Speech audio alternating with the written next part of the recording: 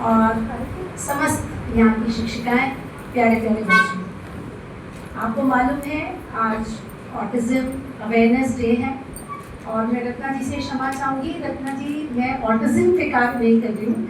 मेरा जो विषय है वो है गर्भ से किस तरह से शिशु की चेतना को शिक्षित प्रशिक्षित किया जा सकता है, यानी गर्भ संस्कार या गर्भ का ज्ञान विज्ञान, गर्भ संस्कार का विज्ञान, साइंस एंड सिग्निफिकेंस। उसी कड़ी में एक नया कोर्स शांतिकुंज हरिद्वार के द्वारा चलाया गया, गर्भावस्था पूर्व तैयारी, उसकी इम्पोर्टेंस। और आज ऑटिज्म की जो हम चर्चा कर रहे हैं, ऑटिज्म की बहुत अच्छी डेफिनेशन अभी रत्ना जी ने बताई। It is a neuro developmental disorder with behavioural implications, with social implications.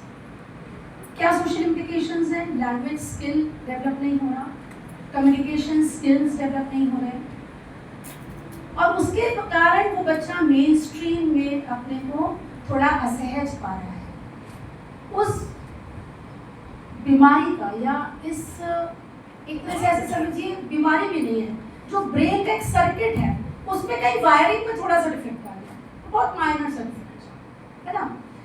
और इसका एक पूरा स्पेक्ट्रम है, कम है, थोड़ा उससे ज़्यादा है, थोड़ा सा ज़्यादा, बहुत सीवियर है।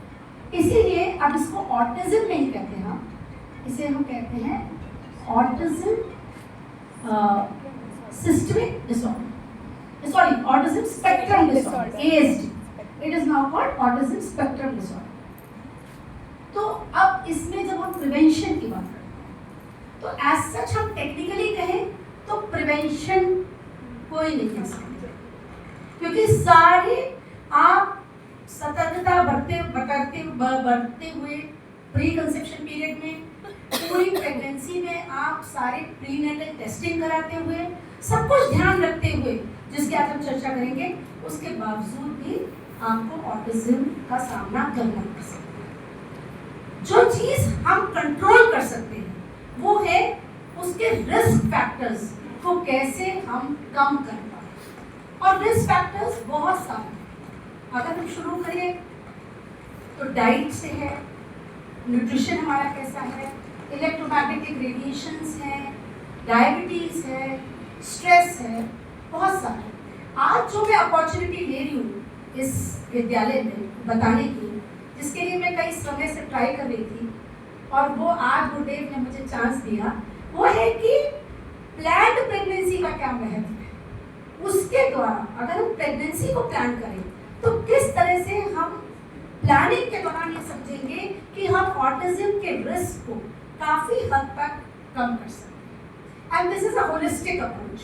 तैयारी में हम केवल शारीरिक स्वास्थ्य की बात नहीं करेंगे, मानसिक, भावनात्मक, आध्यात्मिक, सभी समस्त स्वास्थ्यों के विषय में बात करेंगे, जो WHO भी कहता है कि you are healthy by not merely absence of disease, you are only labelled healthy when you are physically, mentally, socially and spiritually healthy. उसमें इमोशनली और जोड़ दीजिए, ठीक है। So we have to understand the significance and the science of preconception preparation. तो आइए पहले आरंभ करते हैं हम लोग गायत्री मंत्र से। आज ही इतना अच्छा एक न्यूज़पेपर में पढ़ा कि जया जी कोई है, वो इस पे काम कर रही है और वो बच्चों को नियमित गायत्री मंत्र कराती है, और उसको पढ़कर तो मुझे प्रेरणा मिली। तो मैंने प्रेरणा स्कूल की शिखा जी से रिक्वेस्ट करी है कि वो एक स्टडी करें जिसमें 15 मिनट यदि इन बच्चों को गायत्री मंत्र कराया जाए और सप्ताह में या 15 दिन में एक बार यज्ञ, उसका प्रभाव हम लोग देखें। क्योंकि गायत्री, आज सनातन की चर्चा है, गायत्री सद्बुद्धि सद्ज्ञान की देवी है, वो हमारी माँ है, और यज्ञ सत्कर्मों के पुरुष, सत्कर्मों के देवता। तो गायत्री आप जपे न जपे, अगर सद्विचार है तो गायत्री आपके अंदर समाहित है, और अगर आप सत्कर्म कर रहे हैं निस्वार्थ भाव से तो आप यज्ञ कर रहे हैं, केवल स्वाहा स्वाहा करना यज्ञ नहीं है। तो इसी भाव के साथ हम भाव करें कि हमारे हर बच्चियां जो बैठी हैं, ये आगे जा कर के ये हमारे भावी माएँ हैं, जो बच्चे हैं वो भावी पिता हैं।